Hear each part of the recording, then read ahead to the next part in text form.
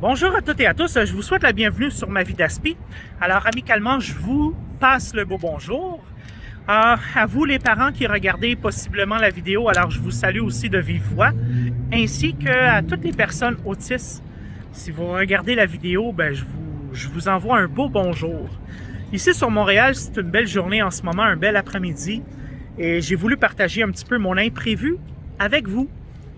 Parfois, pour une personne autiste, vivre des imprévus, c'est à la fois parfois un peu stressant, des situations qu'on n'est pas habitué, et parfois on doit prendre une décision.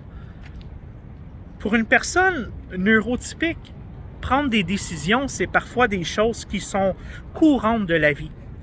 Parfois, pour une personne autiste, lorsqu'une décision s'impose, on doit prendre action. On a le choix de dire oui, on a le choix de dire non. Alors aujourd'hui, je vais partager un petit peu avec vous ce qui m'est arrivé. Alors, il y a environ un mois, j'ai consulté une dermatologue pour lui montrer une lésion que j'avais sur ma tête, une espèce de bouton. Alors la dermatologue, elle m'a suggéré d'utiliser une crème. Elle m'a prescrit une crème. Et après avoir appliqué la crème pendant quelques semaines, j'ai vu qu'il n'y avait pas amélioration. Alors, la semaine passée, je me suis dit, j'ai rien à perdre, je vais rappeler la dermatologue. En fait, j'ai rappelé à la clinique, c'est une secrétaire qui m'a répondu. Et je lui ai demandé comme ça si c'était possible peut-être de revoir la dermatologue parce que finalement, j'avais encore la lésion. Alors, pas de problème, mon rendez-vous était aujourd'hui. Alors, je me suis présenté à la clinique. Bonjour à la dermatologue. Elle a regardé un peu la lésion. Je lui ai dit, la crème que tu m'as prescrit, finalement, il n'y a pas de résultat positif. Elle a dit, OK, on va regarder ça. Elle m'a dit, écoute, ça va prendre une intervention au scalpel. Alors, je lui ai dit, elle m'a demandé, est-ce que tu veux qu'on fasse l'intervention aujourd'hui ou une prochaine fois? Et je lui ai dit, on va la faire aujourd'hui, l'intervention, puisque je suis en ce moment dans votre bureau. J'ai pris action et j'ai dit, OK, on va le faire aujourd'hui. Alors, voyez-vous, la dermatologue appelle sa collègue infirmière pour que l'infirmière puisse me donner une piqûre, m'injecter une piqûre sur la plaie. Par la suite, attendre un peu que la plaie s'engourdit. Et par la suite, la dermatologue a pris action. Elle m'a enlevé l'espèce de bouton que j'avais sur la tête au scalpel. Alors parfois, c'est des imprévus comme ça qu'une personne autiste parfois a à gérer. Lorsqu'on est une personne autiste, adolescent, adolescente, ou parfois même chez l'enfant, je veux dire, c'est souvent peut-être plus les parents qui vont prendre action ou qui vont voir, qui vont devoir remarquer quelque chose parfois d'anormal chez votre enfant. Et là, le parent va dire, OK, on va aller voir un médecin. Ah, OK, on doit être suivi en tel département en santé. Alors, moi, de mon côté, le fait d'être adulte autiste, quand je vois des anomalies sur mon corps, c'est de ma propre personne que je dois prendre action. Je ne vais pas demander à ma mère, est-ce que tu peux appeler, s'il vous plaît, en dermatologie pour me prendre un rendez-vous? Voyez-vous, parfois, le parcours de vie d'une personne autiste, n'ayant pas de déficience intellectuelle, une personne autiste qui est verbale, parfois, c'est à nous de prendre l'initiative. Si on remarque une anomalie sur notre corps, parfois, ça prend un petit peu plus de volonté, ça prend du courage, parce que parfois, pour une personne autiste, on peut avoir peur de l'inconnu. Mais, les amis, c'est important parfois de prendre action et de ne pas attendre, parce que parfois, la problématique peut devenir de plus en plus sévère. Alors, quand la dermatologue m'a enlevé la lésion, elle m'a remis une feuille. Et je reçois une feuille. Je suis bel et bien conscient.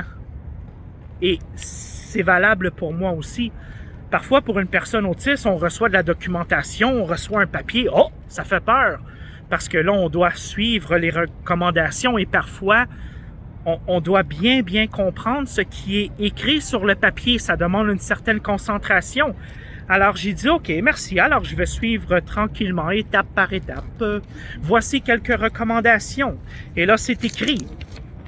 Directives. Il y a différentes directives à suivre. Alors, moi, j'ai voulu partager avec vous la petite vidéo parce que parfois, dans la vie d'une personne autiste, il peut y avoir des imprévus. Mais ça fait partie du courant de la vie. J'aurais jamais pensé avoir une intervention à la tête. Mais des fois, il y a des situations qu'on n'a pas le choix. J'aurais pu attendre et possiblement que la lésion aurait peut-être grossi davantage. Alors, maintenant aussi, quand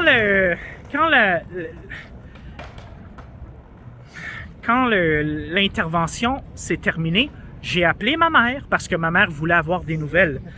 Alors, voyez-vous, parfois, puis ça, ben, c'est peut-être valable aussi pour les parents. Quand votre enfant va devenir adulte, je vous donne l'exemple que moi je vis en ce moment. Alors ma mère, elle me dit, OK, Jonathan, si tu veux, va relaxer à la maison. Tu as eu beaucoup, possiblement, de stress à la clinique. Tu as reçu une intervention. Et moi, j'ai dit à ma mère, ben, je suis correct, maman. Je veux dire, je suis pas fatigué, je suis pas en détresse. Oui, j'étais un petit peu nerveux parce que finalement, on reçoit une piqûre à la tête, ça a été douloureux, c'est un corps étranger. Après ça, oups, la dermatologue qui arrive avec le scalpel, intervention, j'étais pas endormi. Mais c'est juste parfois pour partager avec vous les parents qu'une personne autiste, on n'est pas nécessairement fatigué après une intervention. Comme j'ai expliqué à ma mère, amicalement, comme ça, ben non, maman, c'est correct. Regarde, j'ai mon pansement, j'ai les directions à suivre, puis je vais continuer de profiter de ma journée. J'avais pas envie, moi, de retourner chez moi dans ma chambre et de relaxer comme ça. Mais ça, chaque personne autiste est différente et différente. Moi, peut-être qu'inconsciemment, j'ai un petit peu d'hyperactivité en moi.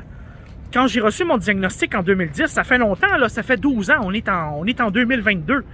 Alors, chaque personne autiste à l'âge adulte, on est tous les uns les autres différents, mais je sais, par expérience, je sais parce que j'ai rencontré par le passé d'autres adultes autistes.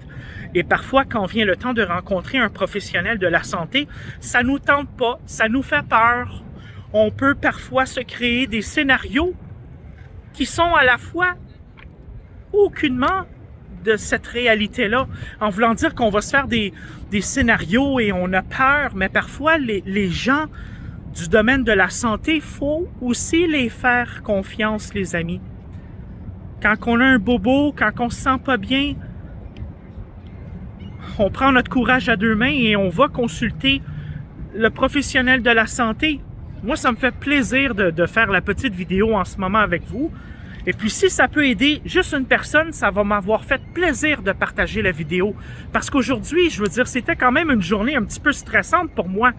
Dans le bureau de la dermatologue, elle m'a donné elle m'a donné le choix de faire l'intervention ou d'attendre une prochaine fois. J'ai dû prendre une décision et je me suis dit, OK, on va le faire aujourd'hui. Alors, ben, c'était ça ma petite réflexion de la journée. J'ai voulu le partager avec vous parce que parfois, je me dis que c'est sûr que la grande majorité des parents, votre enfant autiste est encore enfant, possiblement adolescent, adolescente, mais des fois, je me dis toujours, tu sais, peut-être que vous êtes un parent, que votre enfant autiste est aussi à l'âge adulte, dans la vingtaine, dans la trentaine, et parfois, peut-être que vous comprenez un petit peu ce que j'explique en ce moment, peut-être que ça vient un petit peu vous toucher d'une certaine façon en voulant dire, ben, c'est vrai aussi que mon enfant qui est autiste, peut-être que parfois il y a des petits bobos, puis il veut pas m'en parler. Alors, c'est important, les amis. Parfois, il ne faut pas avoir peur de parler à nos parents ou à notre membre de notre famille ou à notre partenaire de vie, notre blonde, notre chum, lorsqu'on est en couple. La vie, parfois, on sait pas qu'est-ce que la vie, parfois, nous réserve. Un petit bobo qui peut d'avoir une apparence banale, parfois, oups, ça requiert une petite intervention. Alors sur ce, les amis, ben moi, je vais vous souhaiter une bonne fin de journée à toutes et à tous. Et je vais continuer à faire ma petite marche de santé. Je sais bien que c'est pas l'été en ce moment, mais aujourd'hui, sur Montréal, il annonçait une belle journée ensoleillée. Alors, je me suis dit, ben, je vais mettre un petit t-shirt, mais c'est un petit peu frisquet. Alors, sur ce, je vous envoie beaucoup d'ondes positives. Puis dites-vous que dans la vie, faut pas abandonner. Puis des fois, des épreuves comme ça, aller à l'hôpital ou à la clinique ou avoir une intervention, faut pas nécessairement avoir peur de ça. Parce que des fois, la vie, c'est des choses qui arrivent comme ça. Alors, on reste positif, puis moi, je vous souhaite une bonne fin de journée. Bye bye tout le monde!